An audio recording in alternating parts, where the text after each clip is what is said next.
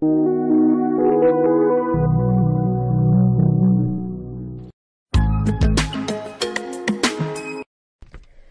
compétence se développe en situation et est le résultat du traitement achevé, réussi et socialement accepté de cette situation par une personne ou un collectif de personnes dans un contexte déterminé.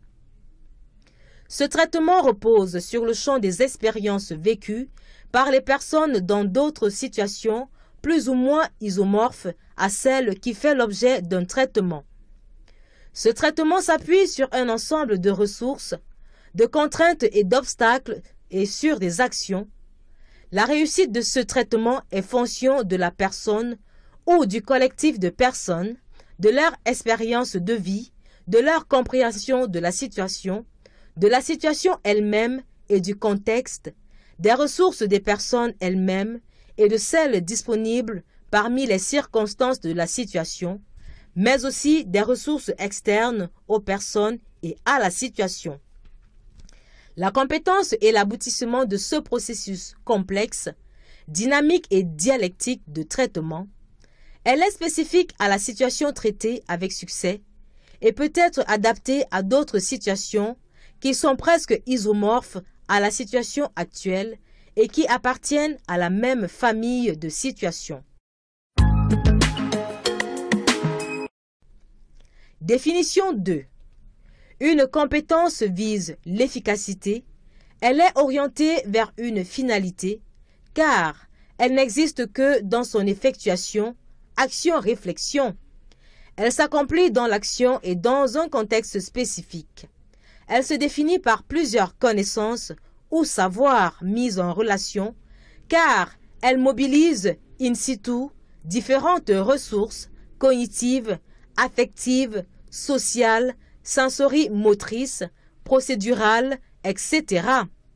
Ce qui témoigne de son caractère complexe et singulier. Dirigée vers l'action, elle s'applique à une famille de situations, non à une situation singulière. Différents niveaux de compétences existent. Selon Mills, la compétence se définit comme un savoir agir fondé sur la mobilisation et l'utilisation efficace d'un ensemble de ressources. Par savoir agir, on entend la capacité de recourir de manière appropriée à une diversité de ressources tant internes qu'externes, notamment aux acquis réalisés en contexte scolaire et à ceux qui sont issus de la vie courante. Définition 4. Roguier. Pour Roguier, la compétence est possibilité pour un individu de mobiliser de manière intériorisée un ensemble intégré de ressources en vue de résoudre une famille de situations problèmes. Elle intègre ainsi à la fois les contenus, les activités à exercer et les situations dans lesquelles s'exercent les activités. Une compétence repose sur la mobilisation, l'intégration, la mise en réseau d'une diversité de ressources internes propres à l'élève, ses savoirs, savoir-faire et attitudes.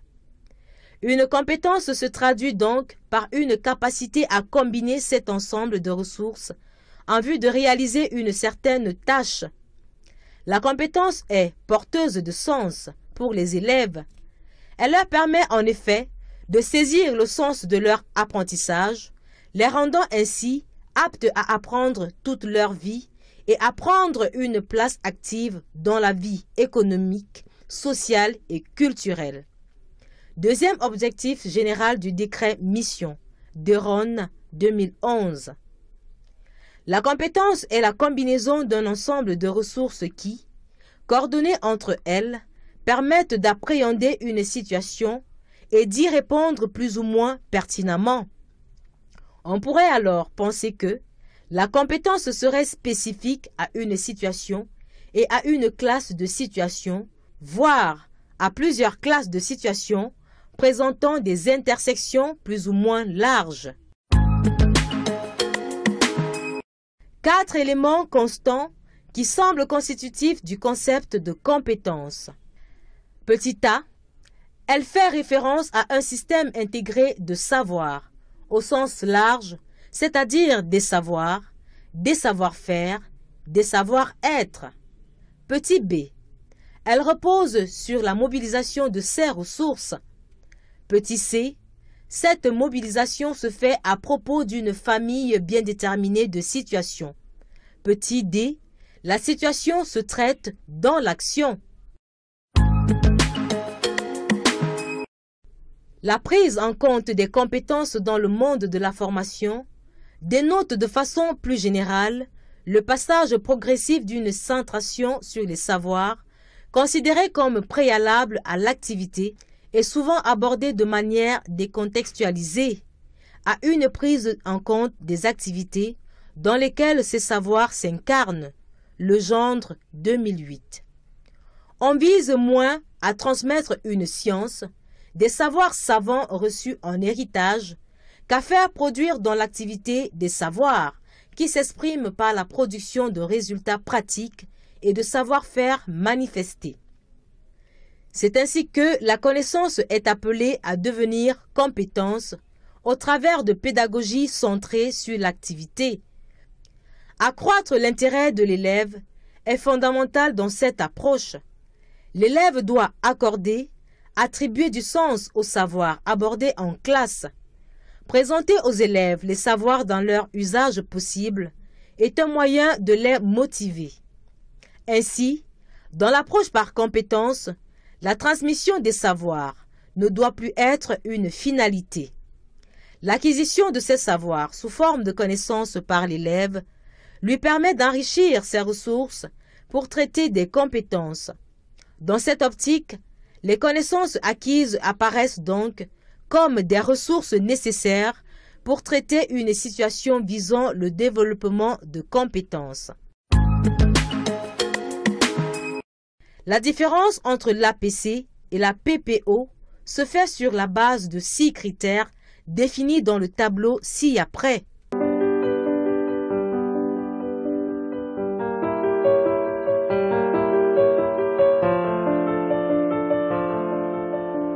L'approche par compétence se veut en premier lieu une rupture avec la pédagogie par objectif, méthode traditionnelle dominante dans le monde scolaire du XXe siècle qui découpe les savoirs à transmettre au sein des disciplines en autant d'objectifs à atteindre à chaque niveau de la scolarité.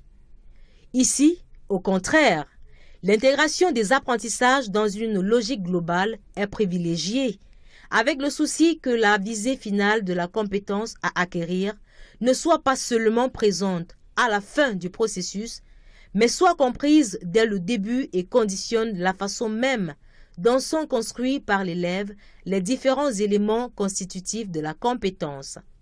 En ce sens, c'est un savoir en action, construit pour l'action, dans des situations problèmes, des familles de tâches, etc. Les savoirs mobilisés sont transformés et recontextualisés. C'est dans l'action que les compétences doivent être inférées, d'où l'importance de l'évaluation à travers des situations appropriées. L'idée de mise en situation est essentielle et la compétence se manifeste rarement à travers un comptage ou un résultat chiffré, mais plus à travers un jugement global.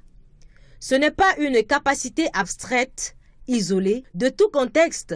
La compétence est finalisée et contextualisée. La PPO prescrit des comportements que l'apprenant doit reproduire, alors que l'APC ne formule que des hypothèses à propos de traitements compétents que peut réaliser une personne en situation. Adopter l'APC, c'est donc nécessairement chercher une nouvelle approche curriculaire qui permet d'introduire un ensemble de situations dans les classes pour que les apprenants développent des compétences. Ces compétences se construisent nécessairement en situation. Les situations étant au cœur du débat sur les compétences. La PPO prescrit des comportements que l'apprenant doit reproduire, alors que l'APC ne formule que des hypothèses à propos de traitements compétents que peut réaliser une personne en situation.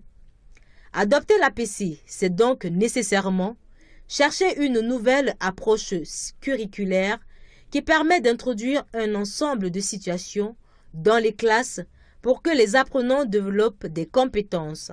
Ces compétences se construisent nécessairement en situation, les situations étant au cœur du débat sur les compétences. La pédagogie par objectif, PPO, est une approche pédagogique dont les assises ont été posées par B.S. Bloom 1964. Il s'agit de la pédagogie de la maîtrise, PM. La PPO est également une technique d'écriture des programmes éducatifs. Approche pédagogique et technique d'écriture des programmes éducatifs correspondent cependant à deux réalités très différentes.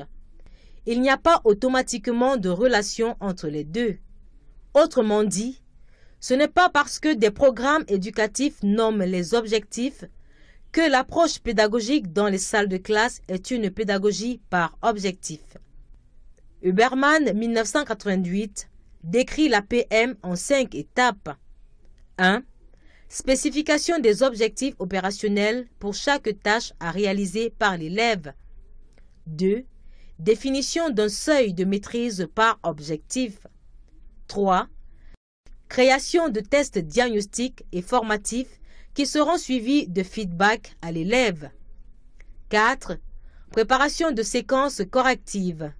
5. Consolidation des prérequis avant de passer à des apprentissages plus complexes. L'enchaînement de ces étapes est rigoureusement planifié et articule étroitement chaque tâche réalisée par l'élève à des feedbacks sur ce qu'il a réalisé et des renforcements ou des tâches correctives. La relation entre les élèves et l'enseignant est très étroite et se réalise essentiellement dans des petits groupes, voire dans une relation tutoriale entre un élève et un enseignant. Ce type de pédagogie ne s'applique pas aux grands groupes. Les curricula officiels élaborés dans l'esprit de l'APC s'accordent sur un nombre de principes, notamment vouloir en premier lieu un dépassement de la pédagogie par objectif, privilégier de nouvelles démarches d'enseignement favorisant la contextualisation des savoirs et le développement de compétences cognitives, affectives, conatives, faire évoluer les rôles respectifs des différents partenaires éducatifs, placer l'évaluation au service de l'apprentissage, accorder un nouveau statut à l'erreur, développer des pratiques plus différenciées au sein de la classe, apporter un soutien plus adapté à la situation des élèves en difficulté. La compétence est complexe et évolutive. Elle dépasse une simple addition ou juxtaposition d'éléments comme avec la PPO, et son degré de maîtrise peut progresser tout au long du cursus scolaire et au-delà de celui-ci. Un programme axé sur le développement de compétences vise, entre autres choses, à ce que les connaissances puissent servir d'outils pour l'action comme pour la pensée, qui est aussi une forme d'agir. La compétence mobilise donc plusieurs ressources et se manifeste dans des situations d'une certaine complexité, contrairement à un savoir-faire qu'on appliquerait isolément. La notion de ressources se réfère non seulement à l'ensemble des acquis scolaires de l'élève, mais aussi à ses expériences, à ses habiletés, à ses intérêts, etc. À cela, que l'on pourrait qualifier de ressources internes ou personnelles, s'ajoute une multitude de ressources externes auxquelles l'élève peut faire appel, tels ses pairs, son professeur, les sources documentaires, etc. Tous ensemble? Allez, madame, elle va nous montrer comment trouver cet exercice. Allez.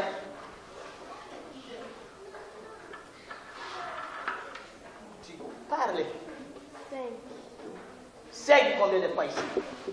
5, 4. Ici, combien de fois? 6, Tu as pris 5 boules ici, combien? Le statut de l'erreur subit une métamorphose radicale, quelle que soit la structure curriculaire adoptée. Auparavant considérée comme une faiblesse répréhensible ou une faute commise par l'élève, l'erreur est appréhendée dans les nouveaux curricula comme un levier d'apprentissage et plus généralement comme un moment formateur. Comment développer des compétences? Une compétence ne s'enseigne pas. Elle se construit, se structure, se nourrit ou s'enrichit de l'acquisition de connaissances, de capacités et d'attitudes choisies pour répondre aux besoins d'apprentissage des élèves. La construction d'une compétence se fait progressivement tout au long du parcours de l'élève. L'enseignant se doit de donner du sens aux apprentissages. Les élèves sont acteurs, ils mobilisent leurs compétences pour traiter des tâches complexes, créer du lien entre les disciplines, proposer des tâches à réaliser qui impliquent différents degrés de maîtrise, tâches impliquant des procédures simples identifiées, voire automatisées, tâches avec choix de la procédure à mettre en œuvre, tâches complexes, disciplinaires, interdisciplinaires, n'identifiant aucune discipline, avec choix et combinaison de plusieurs procédures connues pour répondre à une situation complexe. Des remédiations qui constituent le cœur des apprentissages, les aides sont diverses, écrites, orales, anticipées pour permettre de répondre à des difficultés différentes, d'éventuels approfondissements. Un élève est compétent lorsqu'il parvient à réaliser des tâches complexes ou situations. L'approche par compétence est une démarche particulièrement bien adaptée aux activités expérimentales. Elle implique des changements importants, de la posture des enseignants qui deviennent des personnes ressources, des élèves qui sont acteurs de leur apprentissage et de leurs évaluations. La notion de tâches complexes ou de situations fait partie intégrante de la notion de compétence. Dans la vie courante, les situations sont toujours complexes, à un degré plus ou moins important. Les traiter ne se réduit pas à les découper en une somme de tâches simples, effectuées les unes après les autres, sans lien apparent. Les tâches simples incitent davantage à des reproductions de procédures, laissant peu d'initiative à l'élève, alors que les tâches complexes permettent une stratégie de résolution propre à chaque élève. La situation est une tâche mobilisant des ressources internes, culture, capacités, connaissances vécues, et externes, aides méthodologiques, protocoles, fiches techniques, ressources documentaires. Dans ce contexte, complexe ne veut pas dire compliqué. Travailler en situation permet à l'élève de choisir plusieurs procédures de base dans le répertoire de ses ressources et de les combiner pour traiter une situation nouvelle et complexe. La première mise en œuvre d'une tâche complexe est déroutante pour les élèves et pour le professeur. Les proposer régulièrement permet aux élèves de se familiariser avec cette pratique et de développer leur autonomie et leur esprit d'initiative.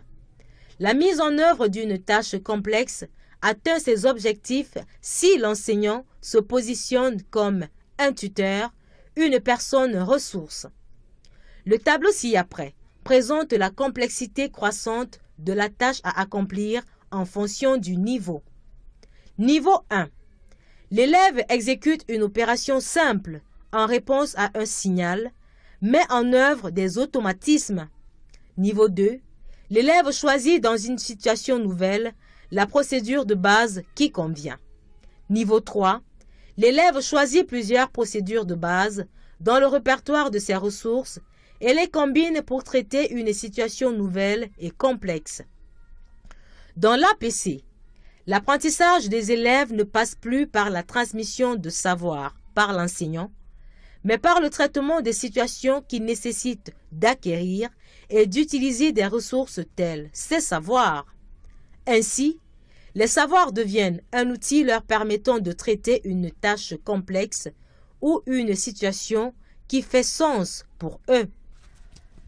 Le choix des situations s'avère alors fondamental car c'est un contexte situationnel qui permettra à l'élève de développer ses connaissances et compétences. Aussi, les compétences se développent à travers l'action. Ainsi, situation et action doivent être intimement reliées. La situation doit permettre de placer l'élève en action, cognitive ou physique. En d'autres termes, l'élève se doit d'être actif lors du traitement de la situation. Pour créer des situations qui permettent le développement des compétences, il faut viser des activités de niveau taxonomique élevé. Des tâches trop procédurales ou automatisées par l'élève ne favorisent pas la construction de nouvelles connaissances ainsi que le développement de compétences. Elles ne servent qu'à fixer des habiletés ou connaissances déjà acquises.